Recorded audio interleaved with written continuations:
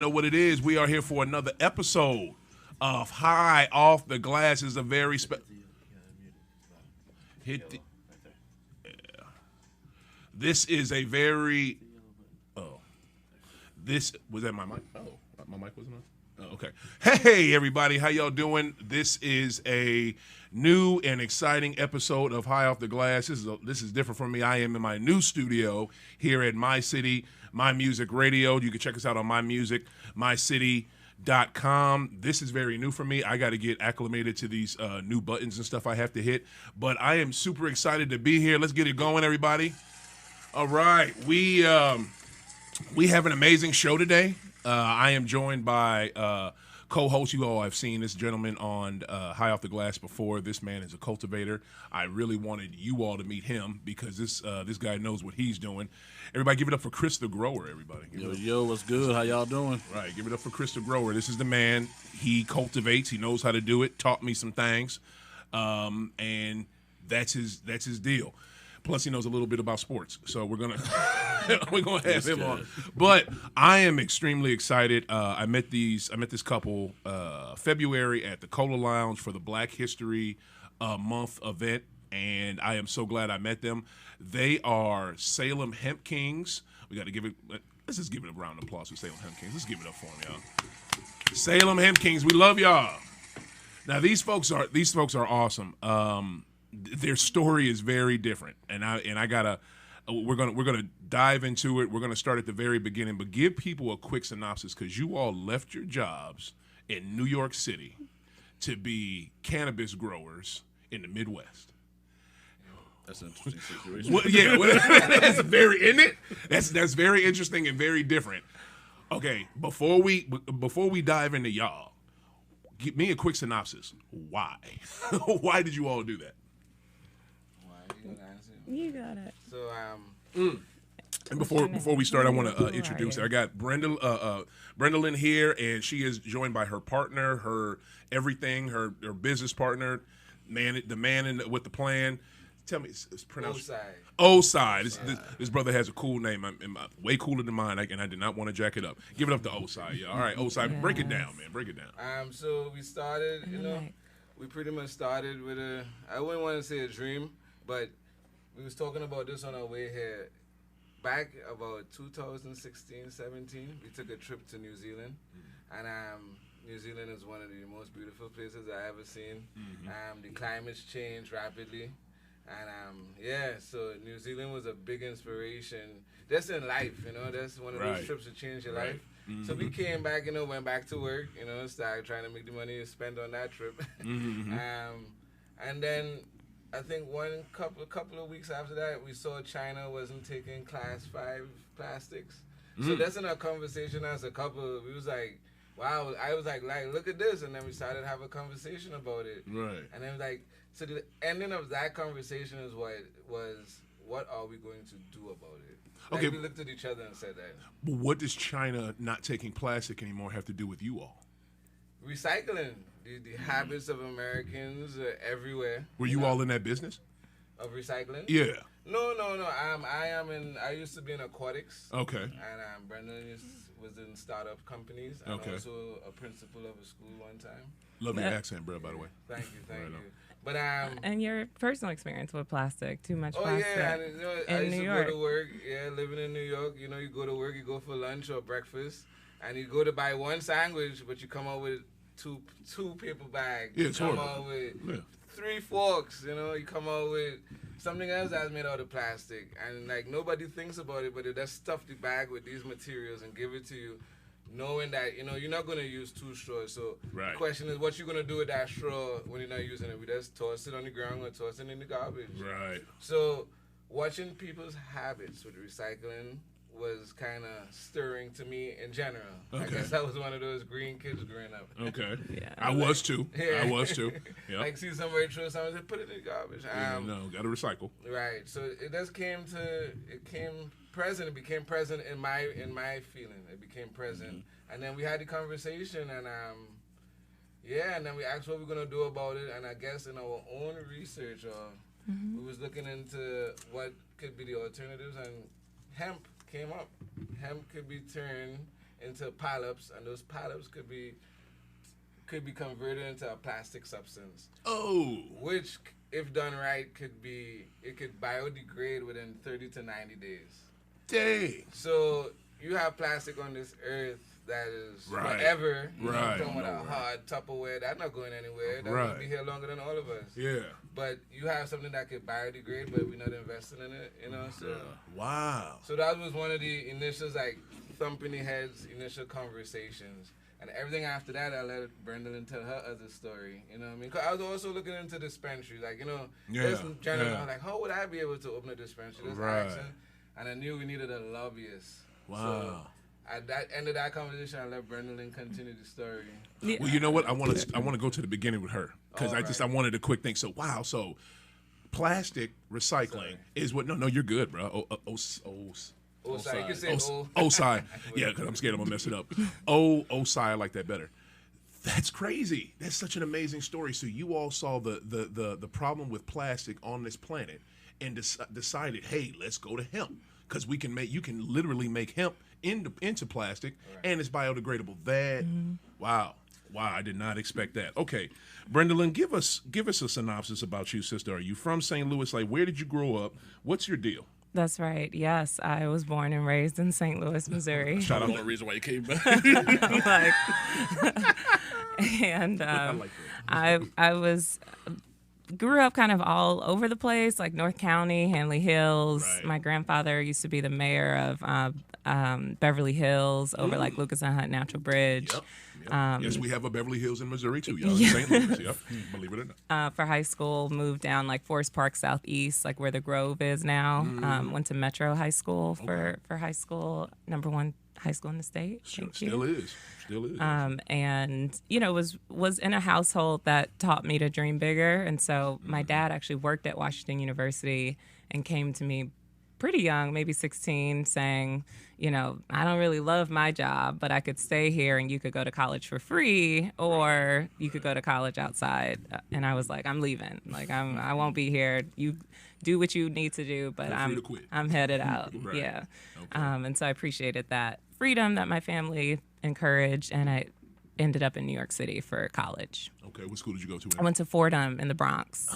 In the Boogie Down. Yes. Fordham, that is a great school. Yes, the Rams. Okay. Go Rams. What made you pick, first off, why not go to WashU? Your father works there, free ride. It's a great school. It's one of the best schools in the country. I know. It's just, it was more so You was ready to get out. my energy was not being used at its capacity here in the city. I was always the kind of kid that was doing stuff, creating stuff, working, just, kind of what else can I do? Right. And I think I certainly had, the drive and the energy to go to a bigger city, to see what I could create in a bigger city, faster pace a bit. Awesome. Okay, so you go to Fordham. Now, but before we jump to you in college, where did your love for, or do you have a love for cannabis? So I would say my introduction started right about then, kind of going to New York City. Yeah, wow, with never smoked or never partook when you were here in No, not at all. Okay. And I actually asked my friends before we came here. I was like, can we remember a time before? But no, all the memories are New York City. All college. Okay. Yeah, and a friend had a hookup. A guy would just always be our supply, and just kind of the trusted friend circle. But it was never. It didn't come with knowledge though. It only came through like the recreational use of it. So, for instance, spring break, if we're going to Jamaica, you'd see cannabis on that trip. But it never really entered as a conversation of like a medicinal plant or even an industrial plant. That didn't come till much later. That was the sad part with cannabis, and that's another reason why I have this show. One of my main reasons for this show is to kill the stigma associated with that plant. And that's the bad part with cannabis. You think not just a short 20 years ago, the only thing that we really thought about cannabis was what? Get high and smoke it. Smoke it, get high, that's it. You didn't know about all these other things that it could do. So I'm so glad that stuff is coming out. Okay, so you're at Fordham. You're doing your thing there. Yep. where do you go from there? Yep. So I'm at Fordham, and and the joke is that I was working as if I was a single mother. So by the time I was a senior at Fordham, I had 5 jobs. I drove the campus shuttle. I volunteered. I was a basketball referee. I was a volleyball referee. Oh snap! Okay, It let's was, let's stop right there. What do you know about basketball refereeing? Because you look like you hooped. Right. You look So like I you- think, height always is just like you're basketball players. And very young, my dad was like, she's not that coordinated to be a basketball player. But he introduced me to Hoop It Up. And that would travel around 3-on-3. Right. And the referees, you could make about $2,000 in a weekend if you were the ref for a bunch of games.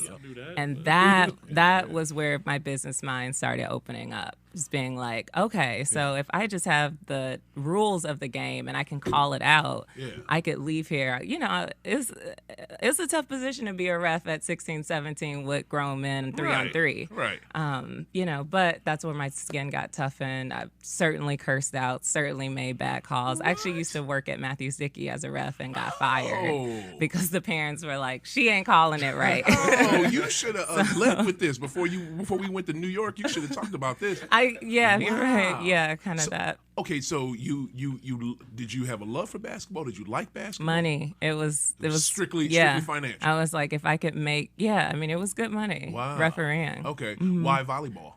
And volleyball, at Metro, I was on the team, so Okay. that was helpful. And then going to college, I was a walk-on. Okay.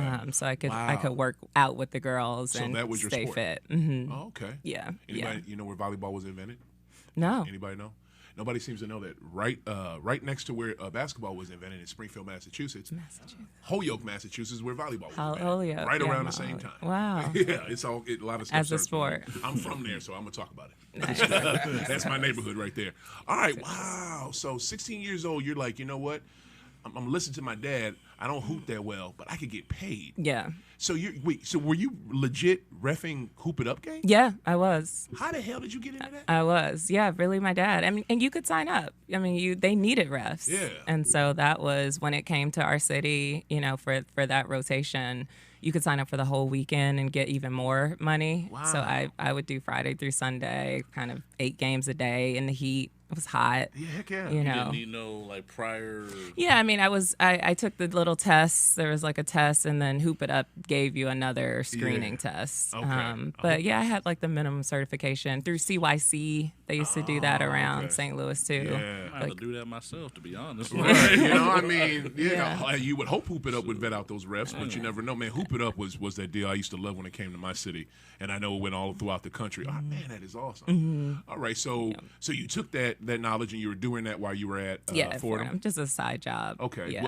what kind of games? I would do the scrimmages of the students at school. Okay. Yeah, so I would just be at Fordham. Intramurals and Yeah, stuff? exactly. I love intramurals. Exactly. That's where like the non signed athletes that don't have scholarships can show their ass. Yeah, And that's what I yeah. used to do my thing. Yes. All right, that's what's up. Okay, so you're doing that as a side hustle. You got 5 different jobs. I mean, you working like a hungry Jamaican. Exactly. You know what I'm saying? Probably that's probably why he was attracted to you. So where do we go from there? So this is 2006, and by that time I was one of my other jobs was working as a pharmacy technician at Walgreens. So I would commute from the Bronx down to Union Square.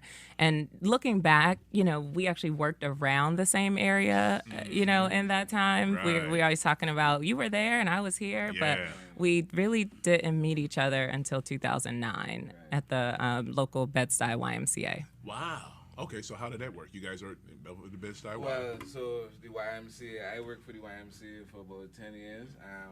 I used to teach swimming. Okay, I don't mean to interrupt, but where is that in Bed-Stuy? Because I love Brooklyn. I love Bedford-Stuyvesant is in Brooklyn. That's Brooklyn. No, but what part of Bed-Stuy?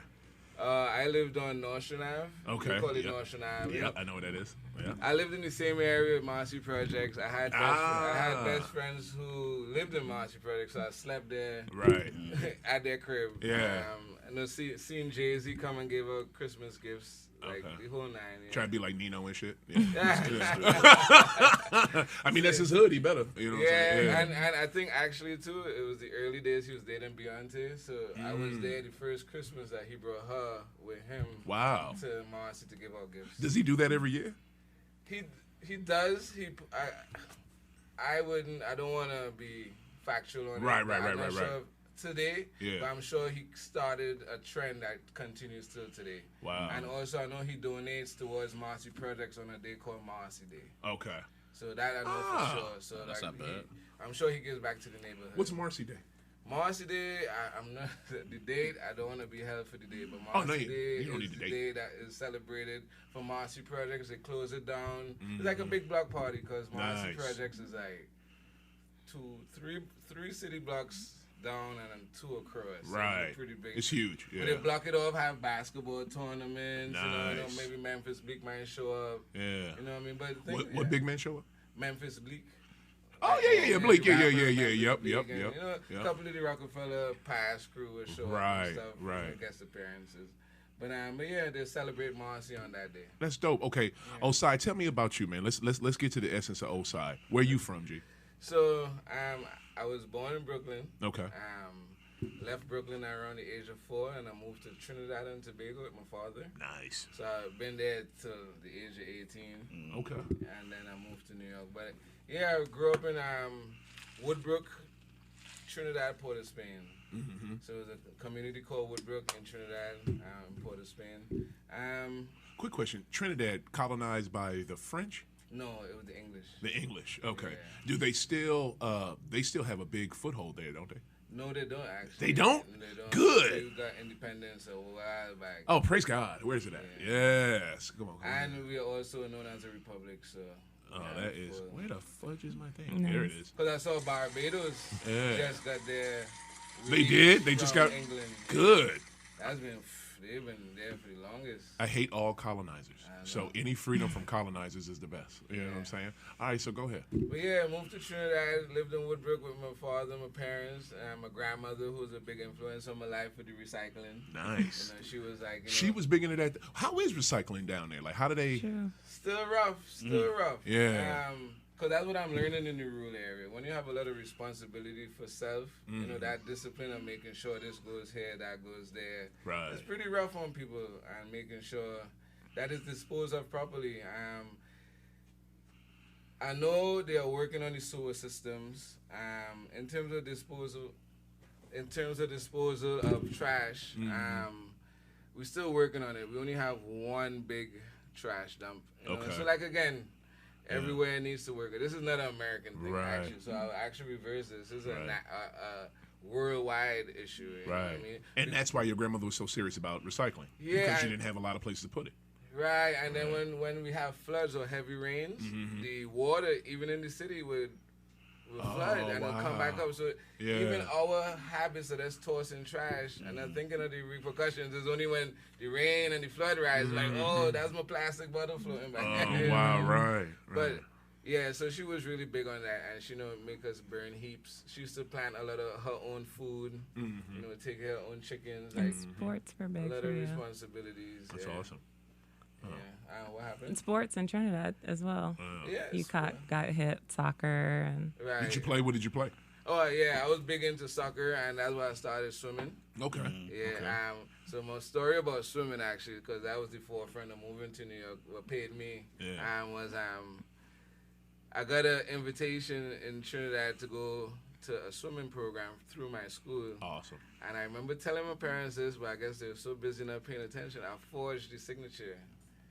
Oh wow! I They should, know that man. now. Right. But I sure was like, want to I do that. really want to swim. Something was calling me to the water, and I forged the signature. And I think I went to the first class, and then my mom came to pick me up from school, and I guess I wasn't there back yet. Yeah. She's like, we didn't sign him up to go on the trip.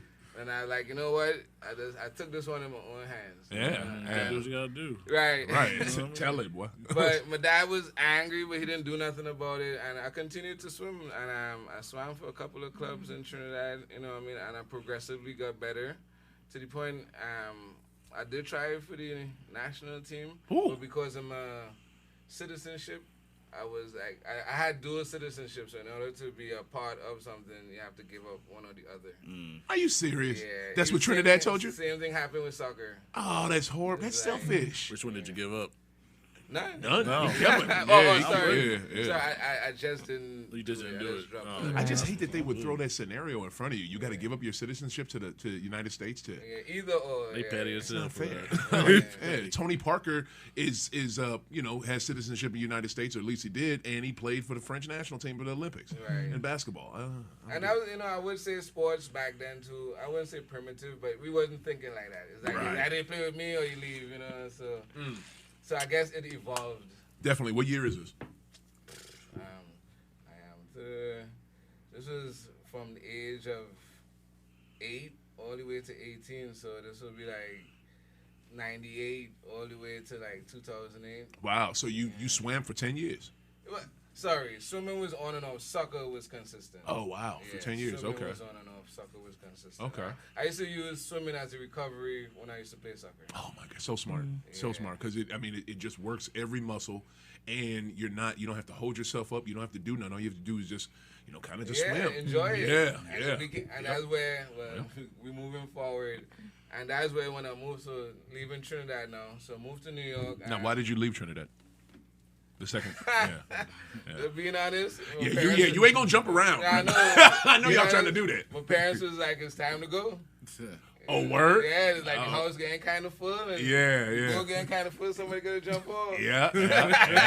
Did you have siblings or whatever? Yeah, so I have 3 brothers and a sister. Wow. Okay. Yeah. My grandmother was the same way, dude. When I was like 18, all right, what you gonna do? Come on. You know what I'm saying? Right. What you gonna do? But Yeah. I remember, hence at that time, I just got a new girlfriend, and it was just like I was in it about a month, and then I was like, yeah, my parents had said I have an ultimatum. Wow. Yeah. You can come with me if you want to, but I can afford it back then, so I didn't encourage that part. Right. Right. You ain't coming with me, Jay, for real. It's expensive. you're on dime though, man. Right. But the ultimatum come up, and luckily my mother's family lived rooted in Bed-Stuy, Brooklyn. They've been there for 60-something years. Bed-Stuy, do or die. Yeah, family had a house, so we was lucky enough that I hell wasn't just moving in and he's like, let's get out of here. But we went from one place to another. It's beautiful. So I actually went to meet my older sister who got tossed out a few years ago. Right. She set the runway for you. Right, Yeah, that's dope. You know what I mean? You were like, Mom kicked you out too, didn't she? Right. You know what time it was. Okay, so that's so dope. So this is so you get the ultimatum, you go back to Bed-Stuy, do or die. This is what year is this? Do that Bed-Stuy. When you went back. Help me, baby. That would be, let's say 2002.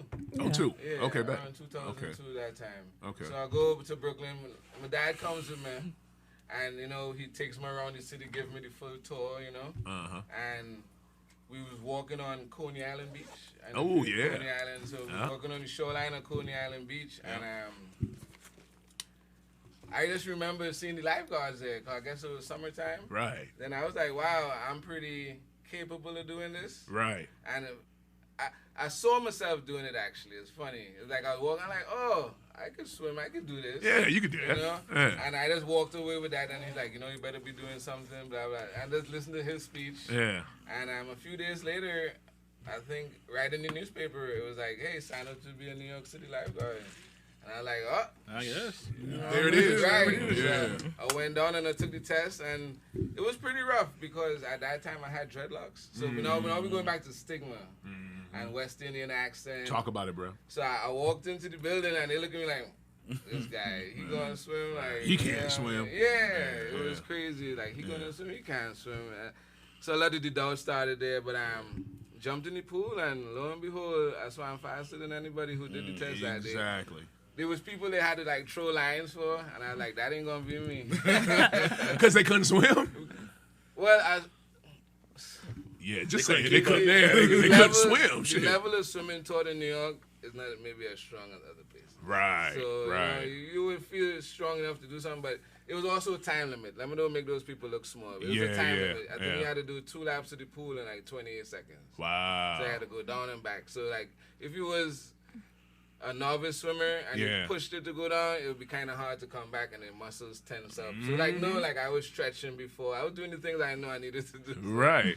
Again, they didn't know how to prepare. Yeah, you had training. Right. Yeah. But I jumped in the pool with my dreadlocks, no swim cap. Boom, boom. They looked at me with their mouths open. I'm like, hey, we're going to sign up. You know what I mean? And I signed up.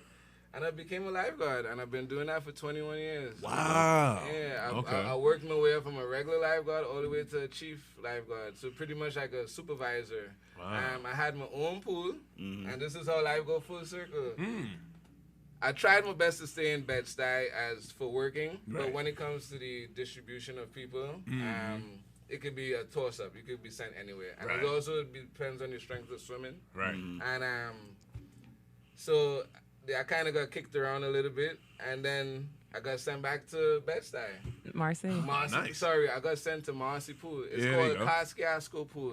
It's in Marcy, in Bed-Stuy, Brooklyn. Like one of those public city pools. Right, New York definitely. has. Yeah. And I started there, and then when in my third year, I became the lieutenant lifeguard, which is like the help of the chief lifeguard. Right. So I helped him. I did the paperwork, and then 3 years after, I ended up leaving, going to the beach. I went to be a beach lifeguard for 4 years. Okay. Because That's a whole nother animal right there. it was a whole Yeah, other you dealing with the animal. fucking ocean. Yeah. And I'm proud to say on your podcast is I had about 75 saves. Oh, wow. And I would say out of 75. That's amazing. That's amazing. Out of 75, let's say 50 was serious. Wow. Everything else was like picking up babies and ladies and That stuff. is what's up.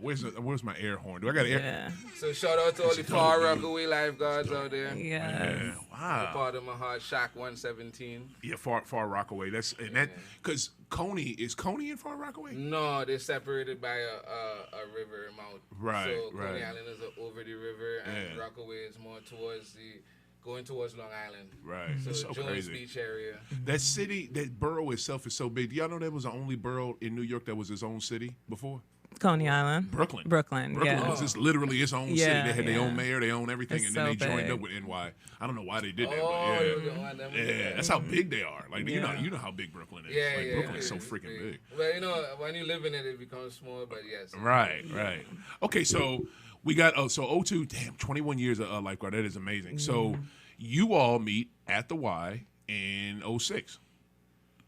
Yeah, so 09. 09. 09, yeah. Okay. So we were on I the was, what were you doing there? I was, so within the aquatics department, a friend of mine saw me, and he's like, you want to be a swim coach. And then this whole ball of swim coaching started. So Wow. I started to coach different You started the swim team. You brought your own team, or Oh, Well, y'all had a swim well. team at the Y? Yeah, well, she bouncing around. I started to coach 40Y, and I went good. to different teams with friends. Okay. And there was a point where two teams was having problems. Okay. And I pretty much bridged the two teams together. And I brought a board. I made a parent board. I tried to make a legit team out of two different teams. Why did you have to bring them together? What was the issue? One issue was one of my I don't want to go into that deep. Sorry, one of my friends got fired, and I ended up becoming the head coach. Oh, okay. And then the other team was kind of suffering a little bit with coaching, Uh-huh. but it was about organization. Right. And I used to coach that team prior before I left for the. I used to coach that team first, so they were one of my first teams. So they knew you. Bed-Stuy, Brooklyn, yes. Yeah. Underprivileged, not enough money. Yep. A lot of this stuff, and I worked hard, and me and a couple, Erwin Samuels and Mr. Anderson Seals, we worked hard to build that team, and then I got an offer from a better neighborhood, Prospect Park. Oh, okay. So Prospect Park was, hey, I see what you're doing over there. Yeah. Give a little bit more money. Come help us. Yeah, right. And I did so because my friend that the issue came around was working there also, and when he was there, I like, oh, we out because we worked somewhere else and we made a team out of nothing. So right. I like, if you do this again, So And the question that the swim team. So how did you get recognition for this? Because I'm thinking, okay, these are swim teams. Y'all are at the Y or at a city pool. How did you get recognized for it? You guys went to states. It's hard, personally, I was never looking for recognition. Right. Me personally, I was just trying to do the best I can with what I had, knowing that nobody else would give these kids the kind of attention that I give them. Doing it for the love. Right. Preach, And I would preach. say I kind of sold out a little bit with the Prospect Park joint, but I wasn't far from home. So even one of those kids needed to work out. I said, yo, come work out with me. No worries, and I don't care, whatever. So that happened with my friend, and he ended up getting terminated. And I went back to that team and said, look, this team is going through such and such. This team is going through such and such, and if we bring the two of them together, the possibilities could be endless. We could bring Bed-Stuy and Prospect Park together. Right. We can make something out of this. That's a good collab. Basically, what we did is we went from 2 25-member teams, and then we made a big 80-member team. That's Jeez. Yeah. What league were you guys in? Who would y'all? We what was was the mostly competition? in the YMCA league. The YMCA has its own league. Okay. And they have a national league, so you could take a swimmer to a national level with the YMCA's. But we also swam under USS swimming. Okay. So eventually evolving. So now my kids are getting better, the program getting better. So I started to offer USS swimming. Wow. Okay. So I'll offer that up, and then some of them will go to USS meets. Okay. Separately, and then over time, not being able to sustain that, a lot of them left and went to bigger and better teams. Right. But being responsible for a lot of that, He brought in Olympic swimmers to talk to the kids. I'm already thinking, we brought in 3 Olympic swimmers. We brought in Colin Jones. Dara Torres. He came to talk to the kids. We Okay. brought Donna Torres, and we brought Leah Neal. Okay. And again, hard work, pushing your brand Right. brings recognition. Right. So those things, and they just say, oh yeah, show us where to come, where to sign. And they showed up, and we did this 3 times over. That So is I'm proud amazing. to say that we built a brand that got recognized and it sustained itself. That's awesome, Osai. Like that is amazing. Okay, so you all meet in 2009. You see this hotshot swim king. You know what I mean? So y'all On the volleyball court, he did a back set. It's like that We met on volleyball intramural volleyball Word? Thursday Y'all been nights. doing volleyball? I'm there with my friends. He set a ball up, and I just saw like his whole back, and I was like, wonder who that is. I don't know what the other side of him looks like. Right. But then you just come every week, and one night he was like sitting against the wall in a funky mood, and I'm pretty intuitive, so I was like, "Hi, what's wrong? Let's talk. What's wrong with nice. you?" That's nice. So Women I don't usually do that. approached him and invited him to. My school was having like an end of year kid celebration, so I was like, I'll be right back. I'll bring my card. And when I came back with my card, he wasn't there. Gone. And so then I had We did to. have a miscommunication. And then I had to give it to his friend, but I wanted to try to communicate to his friend that it wasn't for you, but I want you to give it to your friend. But I gave him 2 cards. So then that communicated to him, like, well, maybe she wants to talk to him. 'Cause why would you give him 2 cards? And I was like, Yeah. But Well, it's funny when she invited us to see, because Brenda didn't work with charter schools when I met her. Right. So a lot of the attraction was maybe the hardworking lady, but that's like somebody who like kids. Yeah. We don't have kids, but we really love kids as well. we do. Right. That's beautiful. But yeah, the attraction was there, and she invited me to see schools get together, like when they bring the parents. What would you call it? Yeah, just those things you've been to with your kids. Like Parent-teacher it's like yeah, some yeah. performances, Yeah. And I was feeling weird about it, and I like, she gave him the card, maybe it was him, maybe it was me.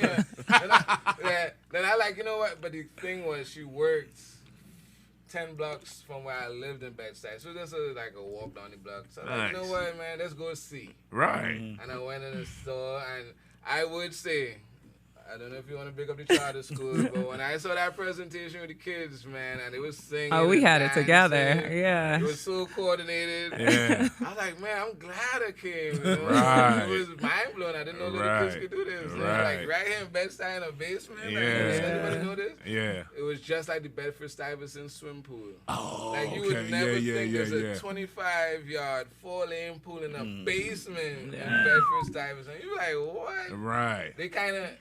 They refurbished the environment of it, so it's not a basement anymore. Uh-huh. But yeah, man, it's astounding the things you find in Bed-Stuy. Oh yeah. Yeah, It's, in it's New astounding York. the things you find when you're not really looking for them. Yeah. And they just pop up on you. Okay, so Yeah. Brendan, go back. So you telling me about Fordham. You skipped to when you met this gentleman. I did. Yeah, we ain't doing that. So you're at Fordham. You're doing your thing. You graduate from there. So you jump into education. I do, yeah. And Okay.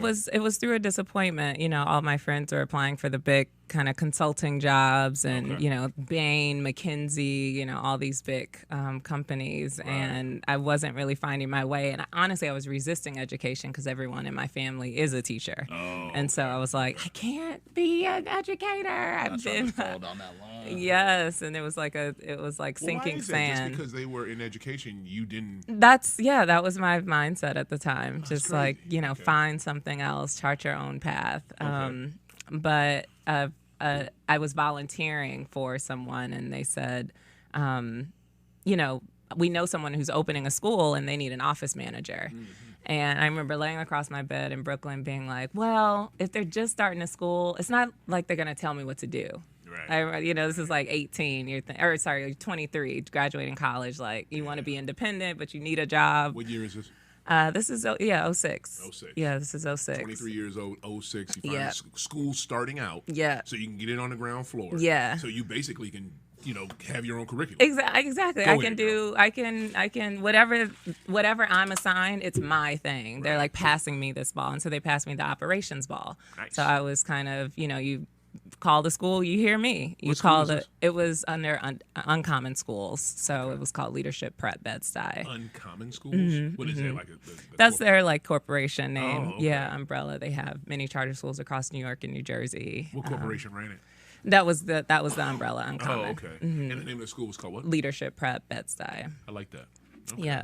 Yeah. So we were there, and yeah, it was really interesting to me to start to understand operations at the like very detailed logistics level. Okay. So like if you were any delivery person, I would have like a full system for you, so you wouldn't have to wait for me to sign your papers and drop off things. Like I've taped out boxes, I've had protocols, and I would write up a lot of systems, and to this day a lot of them are used just Still because used. I would just write everything, like walk 10 feet, turn right, walk 20 foot, turn, it's like very You had it broken details. down, like when I'm on an airplane and they got to break down the face mask. and all that Yes, in the yes. seat. And I'm Okay. the one that actually is funny because I read those things very carefully. You do? I do. Yeah, I I do. do too. Yeah. Hell And yeah, I'm you like, do when this you're is on a not accurate because if I were to go this way, it's not right there, Yeah, So okay. that's who I am. Quick That's who I question, am. and because this goes along with this, where are you in the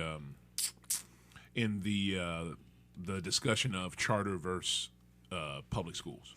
Like, where are you with that? 'Cause, Yeah. there's a lot of folks that are, well, I don't want a corporation teaching my kid, but public school is lacking in different things. So Right. Where are you at with that? Yeah, I've been in many different places over the years because looking back on my role as a charter school founder, I opened a school in a neighborhood. I've moved into a building with an existing public school. Okay. We were that school coming in on the second floor, and there are other schools above us and below us. And at the time, I knew what we represented, but I knew that we could come up with a building culture that had, like, these are kids who live in the same building when they leave here. So it's not like we shouldn't separate them, but there was a lot of kind of pitting us against each other.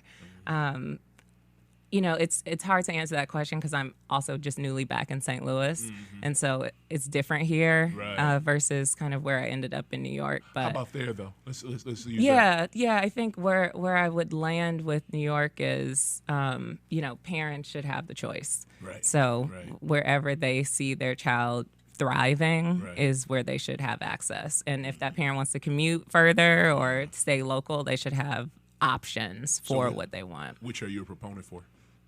Free school. Free school, public. Yeah. Okay. I mean, charter schools are public schools. True. They're free. But here's the thing. That's true. But here's the other thing, too. Aren't the charter schools, and I want to say maybe some of the NYC public schools do this now. What the hell is up? You got to have a fucking lottery for kids to get into good schools now?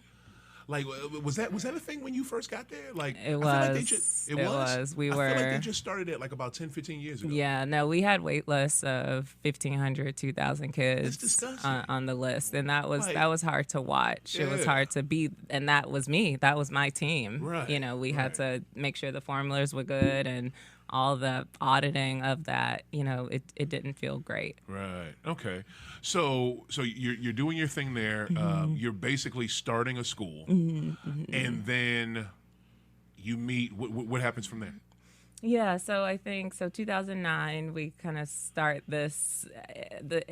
It was the time when like Steve Harvey, Think Like a Man came out, and like all this advice to women. Right, and so right. I meet Osai and I'm like, 90-day rule. We're not gonna do anything. Oh for Jesus! You 90 follow that days. bullshit? Oh, yeah. Well, you know what? And for me at that time, and I don't wanna. I met a lot of nice ladies, and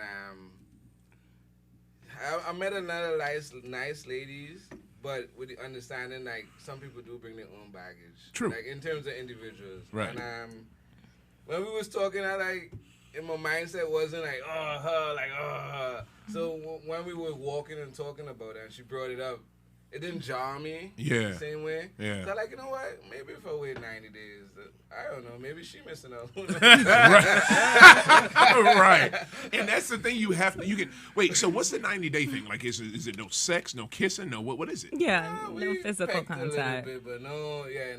No heavy petting. Yeah. No too much intimacy. That Yeah. leads to Right. other things. Yeah. Because I watched that More movie, but I forgot conversation. all that bullshit. Yeah, and I don't know if that was the theme of the movie. That was more the. But that was a big part of it. That was a big rule. Yeah, but Yeah. the rule was Yeah, was and pretty I much. went with it. And we took our time, and we get to go on dates and stuff. Yeah, What I mean, walk and talk. And I think again, a relation shouldn't always start physical. Physical is great, but Right. I felt like that was a real foundation for a relationship. True. Not just Right, that right. 90 days, Right. but that's the habit. I guess we started off walking and talking. It's awesome. But you know what?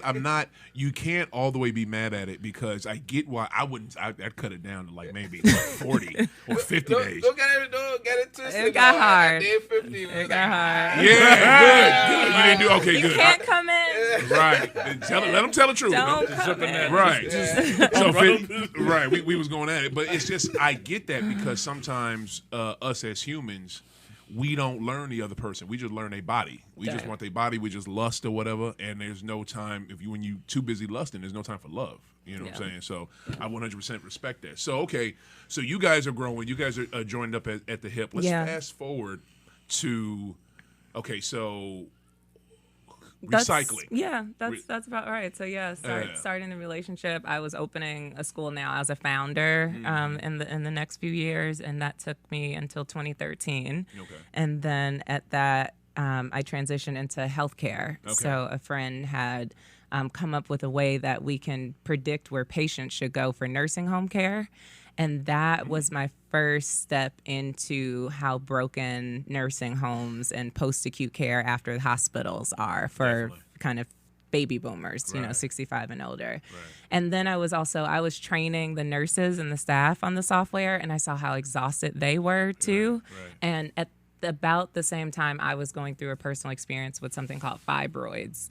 Many women don't talk about it. It's a very bloody, kind of gross thing that's happening. Right. And I will be fully transparent and say I was in adult underwear managing mine.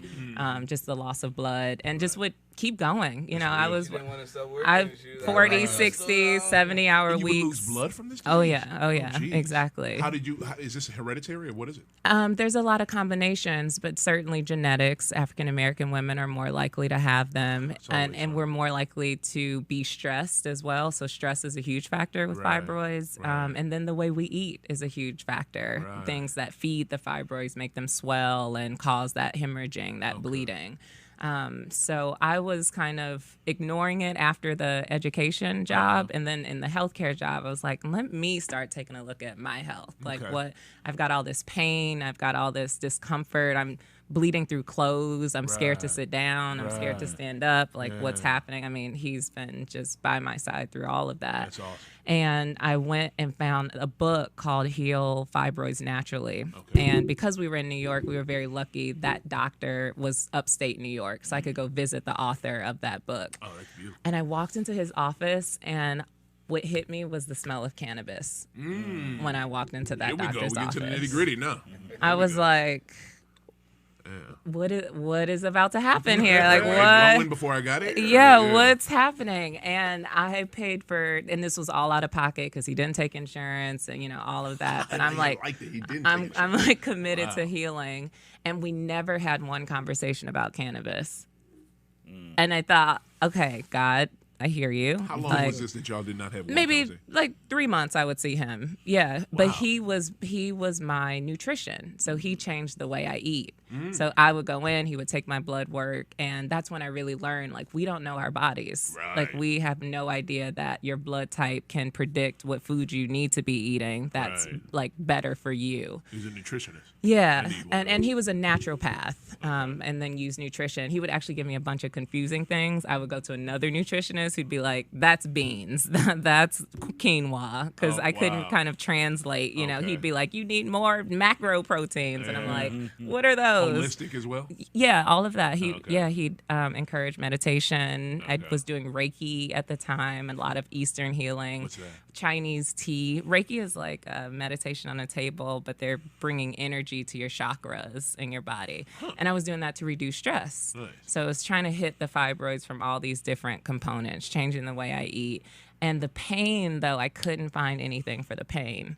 And I had a partner at home who was a cannabis consumer. Right. It's just Smart the Caribbean man. culture. Yeah. It's his family. It was, it's right here. And so I started using cannabis to not be so hooked on the pain medicine that I was on to heal the pain. And so that's where I started consuming the plant. How did you start doing the cannabis? Did you let me hit that real quick, or just it wasn't, well, I know that's your question. Yeah. But it wasn't with me, though, and I was a little uptight about it. Yeah, no, it's with friends for sure first to see would this work, does this support pain? And then I got my medical card and went to like a MedMen in New York and got a vape and left there, took a puff, and immediately the pain was gone. I was in tears. I called back the doctor and was like, this worked. Like this medicinal strand, whatever this was, that dissipated pain immediately.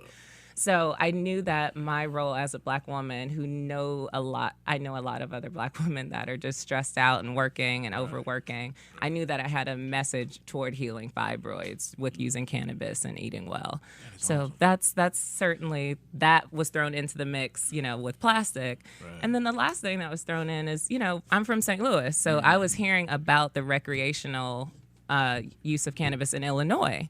So Illinois is going recreation, and I just started getting upset because part of my work is I'm a coach. It's how I make my money. So I'm a mindset coach. I work with people on how to slow down and create more space in their life and think about their actions before they do them. And I've been thinking a lot about what we do with people when they leave prison, that reentry pathway, coming back into society. It's very hard. So when I heard Illinois was going recreation and they were just going to let people out of jail, I knew that we had a problem on reentry. Like what was the recidivism rate is super high. Like people are just going to go back to jail, or obviously not for cannabis anymore, but there's no plan. Right. So I knew that there was something I wanted to do with that as well. I didn't quite know what, but I could make a difference there because I coach people through this, and I could coach maybe or provide some kind of curriculum. But those were the pieces on the table, right, as we were trying to figure out, well, what are we going to do about, what are we going to do about it? Right. Go ahead. No, so, well, you go ahead. Those jigsaw puzzles are amazing. I just you got the plastic aspect. How can we reduce that? Oh, there's this plant that does it. I have a medical issue. How can we deal with that? Oh, there's this plant that fixes it. I'm in education. You're in education as well. You know how to work with young people. You know how to teach things. I mean, this pot of different, like, let's throw all these different ingredients in, and then you all came up with what you have. Yeah. Now, how did you get from all these different little issues to a solution that you knew was cannabis? Definitely. How did you get to Salem Hemp Kings? So on 4/20 of 2019, I was at a 4/20 event, just chilling out with friends, and my one friend said, I have to introduce you to my friend Jamila Lemieux. What's up? Introduced me to a woman named Mary Pryor. And it was the Hold on, Jamila Lemieux. How do I feel like I've heard that name. You have, yeah. Who is She's around. She's a writer. She's she's known like throughout the country. Right? yeah, Okay. activist, feminist. Oh, that's awesome. You know her. That's dope. Yes, out of Chicago. And she did the worst introduction to Mary Pryor. We must have just all been contact high, but it was long. We were kind of holding hands, and she was just talking, like, it was like, and then at the end, Mary and I were like, later, like, this will, nice to meet you, but, And so the next week I saw that Mary was being honored somewhere, and I hit her up. I was like, oh, congratulations, but I got the date wrong. And she called me. She was like, what are you talking about? And this is like our first meeting. It was like kind of tension. I was like, sorry, nice to meet you. Yeah. And who is this Mary person? Who was that? So she was the lobbyist. She was a lobbyist. She's a co-owner of Tonic CBD. They're a hemp cannabis company out of New York. Wow. Shout out to Tonic CBD. Yeah. What are they a dispensary as well, or just a brand? Cultivators and nice. manufacturers. Okay. Yep. And they process and they have products. And they were the first hemp farm we visited because Mary said, look, if you want to do anything in Illinois, I don't know even why I said Illinois, but I was like, I'm from near there. Mm-hmm. She said, you need to get back to me in 2 weeks because Illinois is like the application is out. And so I came home and I was like... When she told me about it, so again, going back, when I did my research for opening a dispensary, she came in and I was there playing video games, and she's like, yeah, I met a lobbyist. I'm like, a lobbyist? Yeah. We need to open a dispensary. Right. When? Oh, wait, so y'all were already on that plan? We were.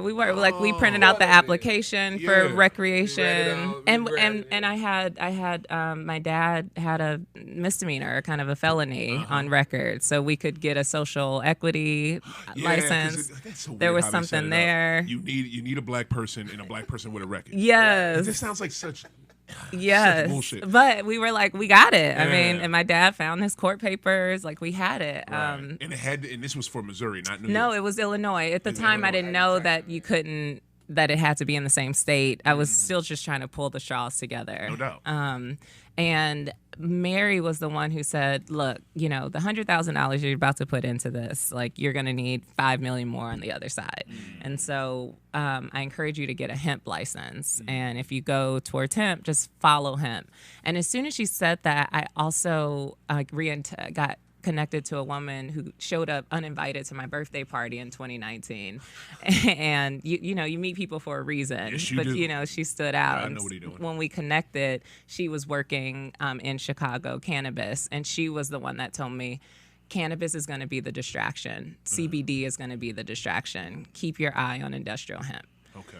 And that was really helpful for us because we were like, well, we want to do plastic anyway. Right. Like, let's kind of stick with what we said, rather than trying to jump on this Illinois cannabis train. Right.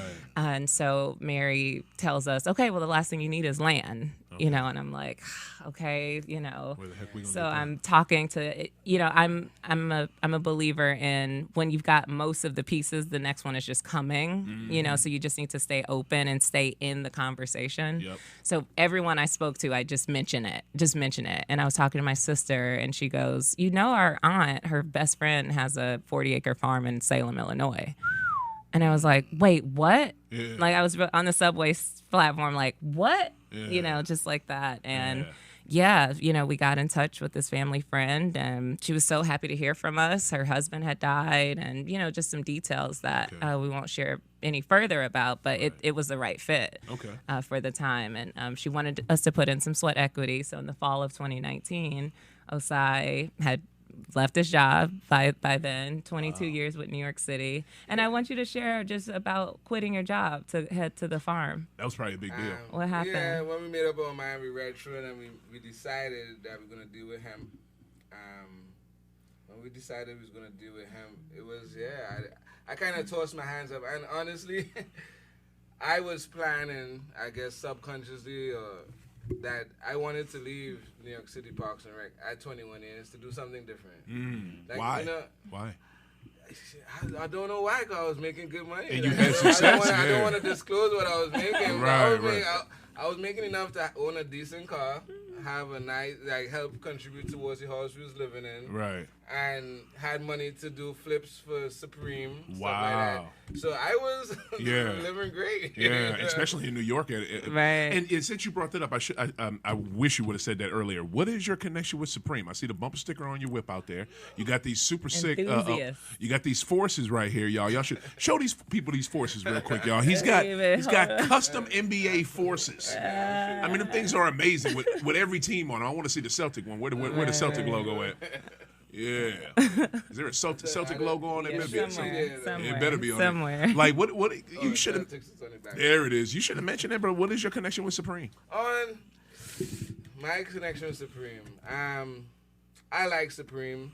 I like what Supreme does with products. Okay. And that is actually something what we want to get into. Okay. Is like the exclusivity of things. Right. You know, and I not to downplay Supreme. Some of this stuff is kind of whack to be making into Supreme items, but that's the beauty of it. Yeah. Something that could be none going for in the public. As soon as Supreme put the logo on it, it's like, oh, I want it. Yeah, it's weird. Yeah. It's weird, and it was a culture.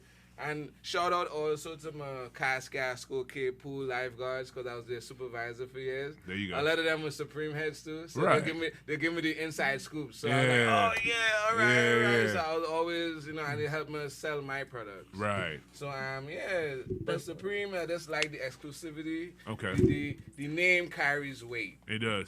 And I like the way they do that, and that's how we would like to move forward. So, like, any products we create, we would like to make some exclusivity. Like, have a small thing that we do, exclusive products. But we really dealing with the hemp in terms of plastic and stuff like that. But make some products that is exclusive and limited. Right. So I like the concept. Okay. Put it like that. I wanted to just share the story about leaving your job and what. Yeah, we was getting back there. So okay. So what is it? You're making good money, especially NY. Like that's crazy to be able to have all those resources because NY is extremely expensive. Yes. But something's calling you to leave there. You know what I'm saying? Which is weird. You don't even know why all these years later, but. Go ahead. Yeah, one of the things was the workload. So again, I calling out, making money and having fun. But I was working 6 days a week, minimum 16-hour days. So we would never, and then she worked crazy hours. So we never literally. There was a time she said she was gonna do something, and I'm like, "What you mean?" I'm like, "What you mean you're gonna go do this, that?" Right. Then I looked at myself and said, "Damn, I'm at work." And I'm never home, so who am I to stop her from doing the things? Because our times was conflicting. Right. So those was one of the things, stress of work. Okay. It was a lot of hours. Right. We worked, I think, 3 weeks in the year more than an average person. I know y'all did. Yeah. I can tell you. Tell me them hours, 6 days a week and 16-hour days. Yeah. Fuck out of here. Yeah, exactly. It was crazy. But that happened. So a part of it too was. In that moment, I started to say, how can I get out of this? That was my question. And that was one of the balls that started spinning for me because that's when I started to look into other business ventures. How do I invest my money? True. Stock market. He started a grow bucket at home. He just took 2 Home Depot buckets and was like, he built a grow bucket too. Yeah. So these things started to sprout up though. But things are starting to sprout. It's like cultivator. That's the seeds to that. Mm-hmm. But with that grow bucket, you just took 2 buckets from Home Depot with some soil and some seeds in it? You did. Basically, put a couple holes at the bottom and just I created something called a space bucket. What is that? A space bucket is pretty much encapsulated grow space where you could grow your plants in self-sufficient.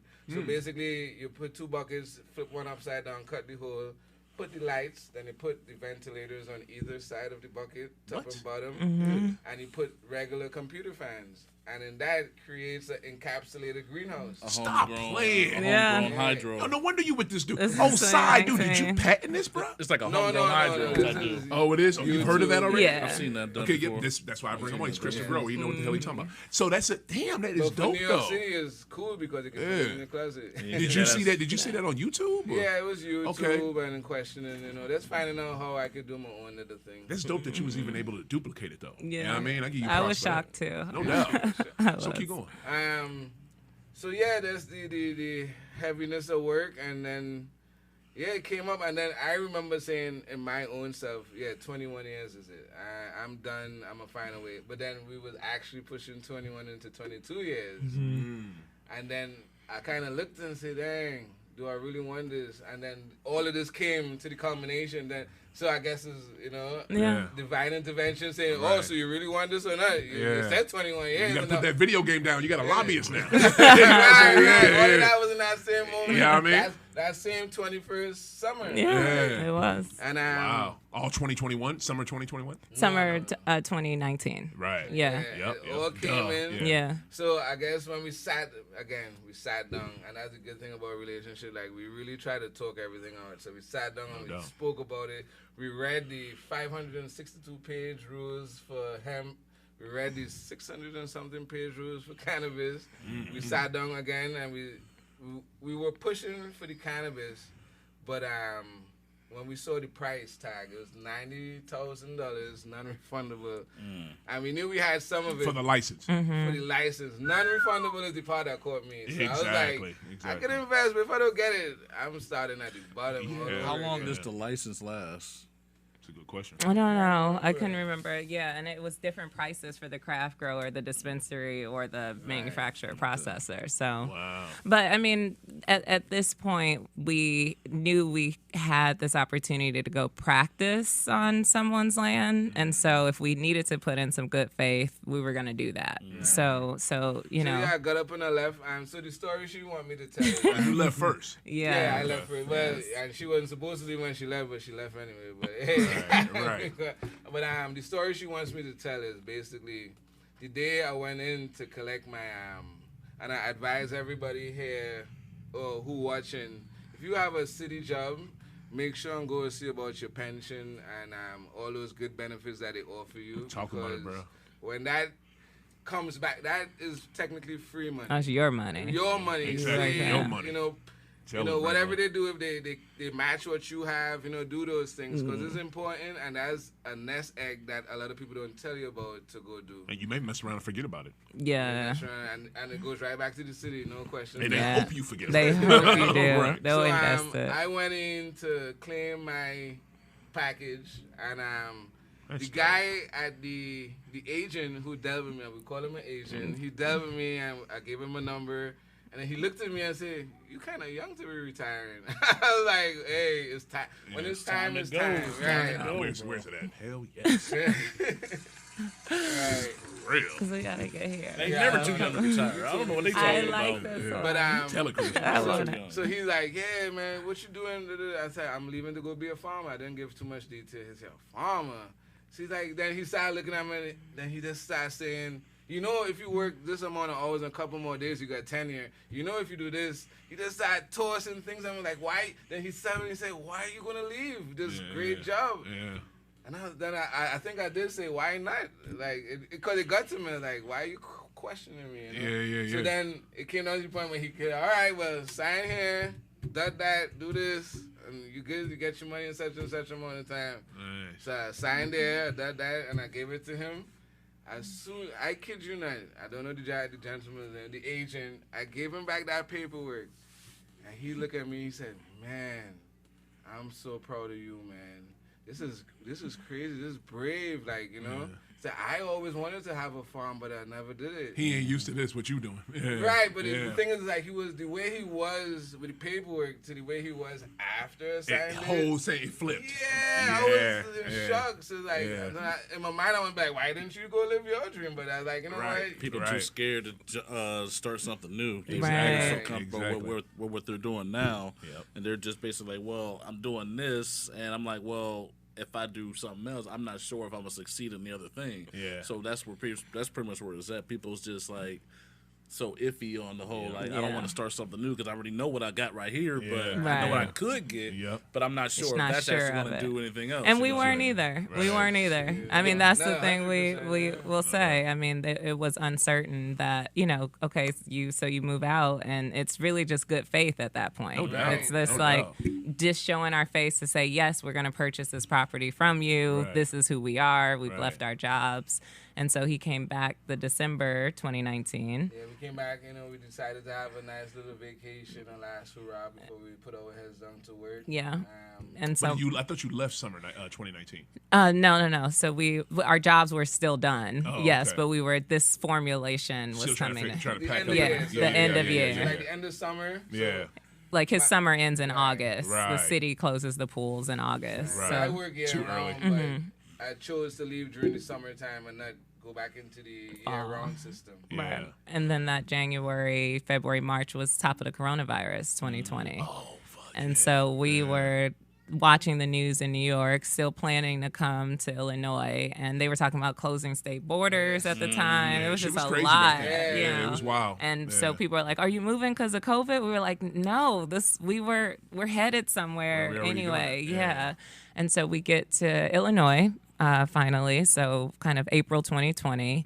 And because the internet in rural environments is so bad, I couldn't do my coaching out there. Okay. So Osai is now in Salem, Illinois. I'm in St. Louis Okay. at my grandmother's house. Okay. And commuting on the weekends to see him at How the far hemp is Salem farm. from here? 90 Hour and a minutes. half, Hour and a half. Okay. Yeah. So pretty doable. Okay. And by August of 2020, the owner had changed her mind about selling us that property. What? And you had put in how many months of work? It was about a year by now. I Jeez. mean, And because you living on the property? Yeah. Yeah. I lived with her, and then there was another gentleman named Alex. Mm-hmm. I lived with him. Huh? Who was Alex? just like a friend, her friend, Okay. family friend. Okay. Yeah. And so you're putting in this sweat equity. I've never heard that term, but it makes sense. Yeah. You're putting in this sweat equity. You're getting up every day. You're putting in the work, and then 6 months later, she changes her mind. Mm-hmm. Why?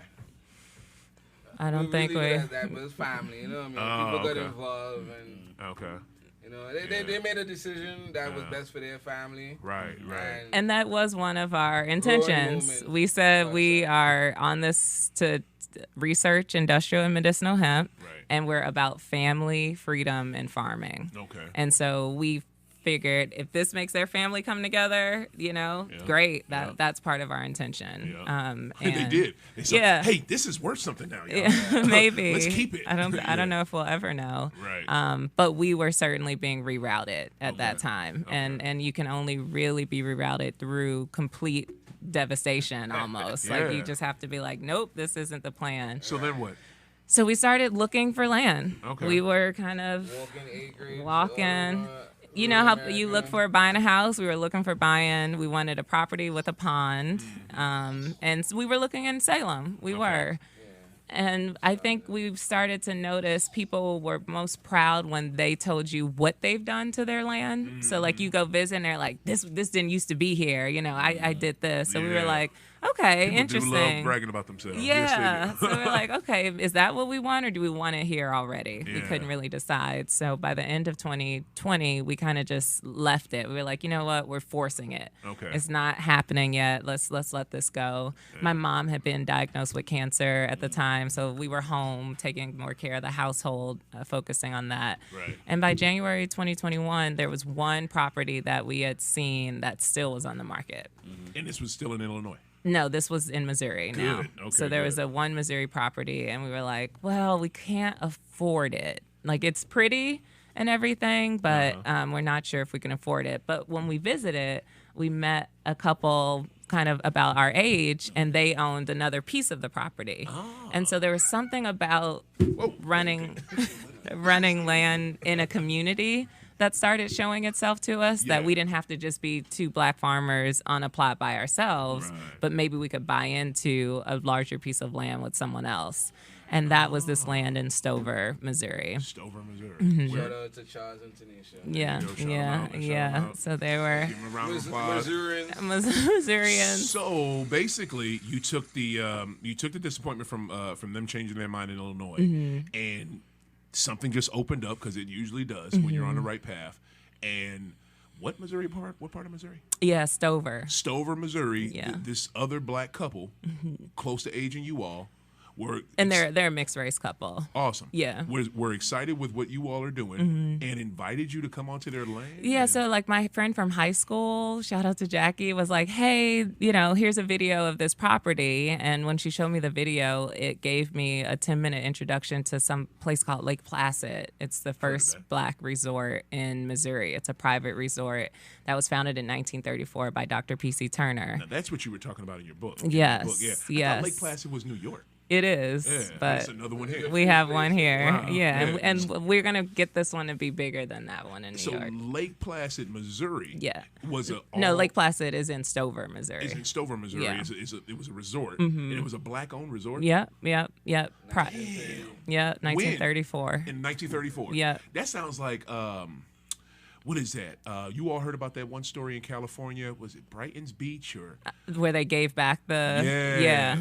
I'm saying it, Bruce's Beach. Yeah, Bruce's. And it was owned by Black folks, and it was right in the in the Malibu area, I want to say. And Black folks owned it for years, like usual.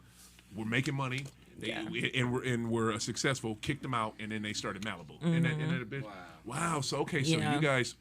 So we visited that property, and we were overwhelmed of the history. I went to St. Louis Public School, #1 high school in the state, and I didn't know about something, and it's written up in history books. This is talk about that book. Show everybody. I love that book. Race and Meaning up there. The author, Gary Kramer, is actually the head of the Missouri Historical Society. Okay. And so they wrote this book. Let let me get actually the year 2014. Okay. 2014, this book was written, and Chapter 12 is on Lake Placid. Okay. And so it's written up in the book, and we're like, so this is a piece of Missouri history. There's something to be said here. And again, we just counted it out initially because it was just beyond our means. But in January 2021, we went back, we visited, and again, my business mind picked back up. I was like, you know what? Let me see if we can negotiate something. Let me see if we can have a conversation. Who owned it? The children of the heirs, kind of, the heirs. But they weren't doing anything with it. Right, Mm-hmm. yeah. And I must say at this point, so as we go through trials and tribulations, it makes you grow a little thicker skin. It definitely does. So, our business rapport became a little better as every deal came. Every fail we learned. Yeah, it's true. It's true. That is, yeah. Fire breeds, resilience. Yeah, really yeah. And we're skipping a lot. Like we went to a live auction for land. I was bidding out loud for land in the middle of Missouri. Like we were going for land. So we didn't just go from Salem, Illinois to No, it was like 4 or 5 I put an offer down. A cash offer came in the next day on it. Just different scenarios. And visiting, you gotta visit it somehow. Were you doing okay? So you were doing this in between Salem, Illinois, and say the town again. Stover, in Missouri. Between finding Stover. Yeah, Missouri. exactly. Okay, because we were at that point leasing that land in Illinois. Okay. And so we made an offer in January of 2021 to the family. I lost. My amount did not win, but I accepted the offer anyway, even though I knew I couldn't afford it.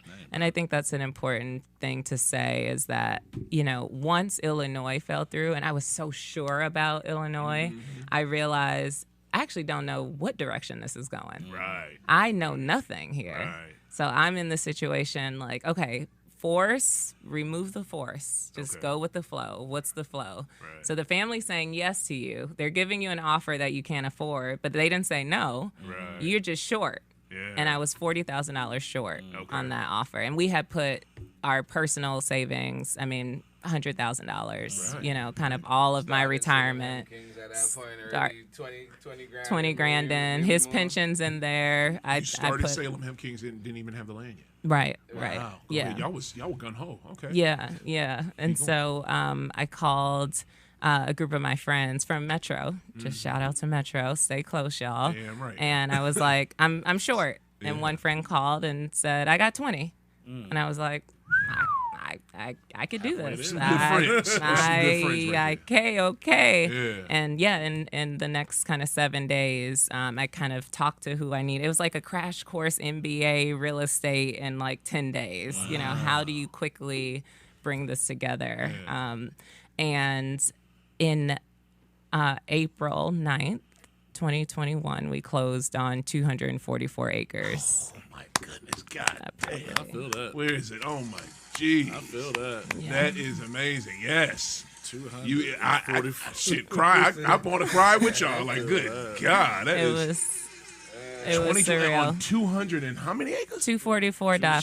2.5. 244.5. Oh, my. She forgot that little point five. She said, "Don't worry about that." I'm coming for you, And this is- our neighbors. I'm coming for that 0.5. I did. Right, you want to get them on. Right. Dang. So that is dope. So and explain, because we're almost done here. We're going to wrap up. This has been a great conversation. Now tell me this though, because this is going back a little bit.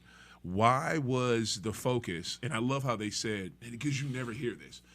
Don't pay attention to CBD. That's a distraction. Don't pay attention to cannabis. That's a distraction.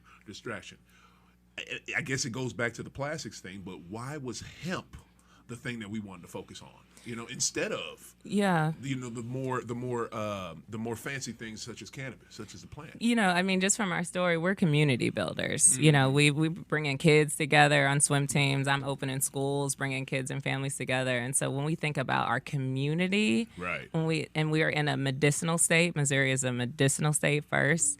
There's a lot to be learned about the benefits of our health with this plant. Okay. And that was important coming out of healthcare for me and seeing my mom go through cancer, noticing like this plant can heal.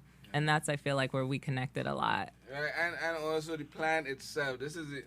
So I'm going to say these two things. Right. The plant itself could create almost 25,000 products from a plant. Just from hemp. Wow. Hemp has a fiber stuff. Yep. And the thing they haven't told us, and I don't want to be fact to this, but I heard that they want to take cannabis on the Mars project. So that will be one of the first plants travel, because if they could successfully reproduce it, the hemp products could create products where they don't have to come back to get nothing. Okay, well, help. Wow. No, but that's something I slightly read about and heard. Osai. Woosah. Right. Yeah, bro, you hitting us with so much good information. You mean to tell me, now, which part? Now, they're trying to they want to grow the like hemp a plant? fibrous hemp plant. The one that grows the fiber. Okay. Because there's so many byproducts. And they want to try to grow that on Mars. They want to test those plants first to see if that could help with the sustainability of being there. Wow. Okay, and I'm so glad I had y'all on, and I have experts like you all, because to me, when I think of cultivation and growing cannabis, the hemp is like a byproduct. It seems like what you all are doing, the hemp is the product and the cannabis is the byproduct. Or can you do it separately? You can't just grow hemp without cannabis, right? They can't be in the same environment. They can't. No, because one has the THC production of 0.3 or more. Right. And that just the wind blowing, those pollens get into your hemp plant, that can make that plant go beyond 0.3 THC. Well, if it does, what's the harm in that? Well, just state regulations. You don't want to, because you can't grow legally in Missouri without that medical cultivator card. Okay. And then you need that hemp license. But those two plants together aren't going to grow well. Okay, you know what? That's not. Come on now. I'm not here for that. Scared the shit out of me. Somebody put some water. Okay. All right. So, okay. So, man. So the plants, they can't be together. They have to be separate. Yeah. Those strains, yeah. But the flower from the hemp plant is not as strong as if you was to use all of it. But the fibers are something that could be sustained. And we have a history of hemp in the United States. Our paper used to be made on hemp, the robe, all of that. Exactly. And so Osai went through the St. Louis University Cannabis Science Program, the 1-year certificate. And so, just as a brand, we wanted to make sure we're learning the history of the plant as well, but also testing with it. So making different products. And because we're now at Lake Placid, that's where our land is, there's a lot of cabins that can be rebuilt, and we want to use the hemp products to do that. So we want to bring in hemp wood, bring in hempcrete, hemp insulation for your walls. You know that pink stuff that goes in walls when you're building a house? Insulation. You can have that out of hemp hemp. now? Yeah, What? the fibers from the hemp. You mean to tell me those plastic bags that I bring to my store so they can use that and turn that into outdoor use? Right. That's called crete. You all can make that from hemp now? So hempcrete, no. So hempcrete is a combination of the hurd. So you break down the stalks of the hemp plant and then add lime. Put those two things together, make hempcrete, and then it dries, and you can have building materials out of it. So that's what we want to do with it at Lake Placid. My mind is blown. Yo, this is all I can say. Can y'all come back? Yeah. I gotta have Salem Hemp Kings back. Happy Like, to. you all are amazing. We're about to get up out of here. Before we wrap, what is next for Salem Hemp Kings? Yes, so we've got, first of all, merch is going on our online store. We're celebrating our 1 year closing on the land. So by April 9th, our online store will be up. Just proud of ourselves, like making it this far. Thank you for your support. We'll be selling T-shirts and some products. And we did grow CBD for practice for future farming. Yeah. Right. From what we made, from the products that we got from our flower, we made oils. And the oils we put into the products that we made by hand. You got a bath bomb over there? Because when you're with fibroids, the most healing thing you can do is take a bath if you are a woman with fibroids. Did you hear what she said, y'all? If you have fibroids, Just take a bath. take baths. Take Just baths. take a bath. It does help. It will help your body. Look at all these does help. awesome. Man, give a what's a website or wherever people can Yes, reach y'all. so plugging two things here. So SalemHempKings.com on Facebook, Instagram, and our website as well. And then we are planning a Juneteenth fundraising festival. Oh my goodness. Yes, and Juneteenth. so Love that it. is going to be virtual. Right We're on. going to be funding the Salem Hemp Kings and 3 other projects as well. So we're please let raising Hype. money for different projects. Please let High Up the Glass be a part of that. Okay. I would love Yeah. to help in Yeah. any way, Yeah. shape, or form. No, we're looking for support. So wow. thank you so much for having us on. You know what? Osai, Brendolyn, y'all make me proud to be black. I was just thinking. I was just saying. I Go was ahead, sitting boy. there like, I see this whole cohesiveness you two have. Right. I just see it. I'm just like, I can see how the passion y'all both have with each other and how the whole starting of the thing. It's like y'all just so connected with each other. I just see it that it's like one try to be. picking up, one's Thank picking up you. where everyone left off or whatever the case. Like y'all just together. I can see it all. Thank That black you. love right there. Man. Oh, It's That's like, right. That's it's amazing. It's amazing. Before we burn out, I want to give I got to give a quick shout out to this guy. This is my dude. His name is Jeff. He makes T-shirts. He actually makes the one I'm wearing. He makes my hoodies that I have. And this guy can be found at STL_BBK on Instagram and at STLBBK on Facebook. His email is thevc314@gmail.com. Also STL_BBK. Jeff is a awesome designer. If you need stickers done, if you need shirts done, if you need hoodies done, if you need hats, whatever you need done, this guy can do it. And his prices are the cheapest in the city. I love, as you can see, this is his stuff right here. I love how he does his work. So I just had to give a major shout out to him. But man, you guys, you guys are so great, man. This has been good. We got to get up out of here, but you know what? I cannot wait to have you all back. Let me get my sound up. Yeah, definitely want to come back and talk about basketball, man. Oh my God! Like Big what? Brooklyn Nets fan. Oh my God! Y'all in they're trouble. about to make it. Y'all in trouble. I'm making it. Y'all ain't about to make it, Jack. We making it. We got like 3 more games after we make it. Right. See, and I thought I got into the basketball, but you okay? See, I'm ready to come back. no doubt. Please, y'all are welcome back anytime. Thank This you. was so good. I'm so glad I had. Major shout out to Justin Kicker with My City, My Music. This is the man behind the board. He makes all this happen. Thank you so much for that other show not coming in today, so I had longer time with my guest. And Salem, thank you, y'all. Salem Hemp Kings. Nice. Check them out, y'all. This is a black-owned hemp growing company. They have bath bombs. They have a CBD wax. They have merch. They have everything that you need, and they can help you get your body together. I'm so proud to have these folks on my show, and hopefully we are doing things in the future. For my co-host, Cris Tha Grower, you got anything else before we burn out? No, it's just love to be in the black excellence. You know what I mean? It's just like talk about it, bro. It just talk about like it. You don't see much of that around here. You don't see much of that. Just I want to get back into trying to be able to do something. You know what I mean? Yeah. Be able to do what you guys are doing. Something. Right. Build up a product. Build up something that I'm passionate about. Do something. I just want to. I shout out to y'all too. Nice to meet you. Thank you. Thank you so much for coming, Salem Hemp Kings, Cris Tha Grower. I'm Oda Great. Come back, check us out, y'all. High off the glass. Keep smoking. Keep hooping. You know what I'm saying? We out. Peace. All right.